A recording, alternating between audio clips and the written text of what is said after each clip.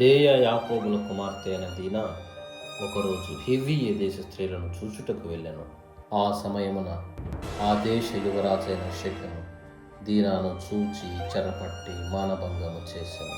అంతట షెకెము ఆ పిల్లను నాకు పెండ్లి చేయుమని తన తండ్రి హామారును అడిగాను. అంతలో యాకోబు తన కుమార్తె దీనాను షెకెము చెరచినని వినను. తదుపరి రాజైన హామోరు యాకోబు నొద్దకు వేంచేసి అతనితో, నా కుమారుడు మీ కుమార్తెను ప్రేమించెను, ఆమెను అతనికిచ్చి వివాహము చేయుడని వేడుకొనెను. అది వినినంతనే యాకోబు, నాదొక షరతు, మావలే మీలో ప్రతి పురుషుడు సున్నతి చేసుకుని మా కుమార్తెలను మీకిత్తుమని నొడిగాను.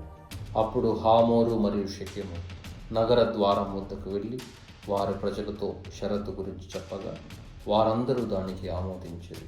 3 రోజులు గడచిన సున్నతి వలన రాజు, యువరాజు, పుర ప్రజలు మహాబాధను అనుభవించుచుండ యాకోబు కుమారుని కోటలోనికి ప్రవేశించి రాజును రాజకుమారుని ఖండఖండములు చేసి పురుషులను చంపి పిల్లలను స్త్రీలను చెరపట్టి నగరమును మట్టుపెట్టి తమ సోదరిని ఇంటికి చేర్చాను.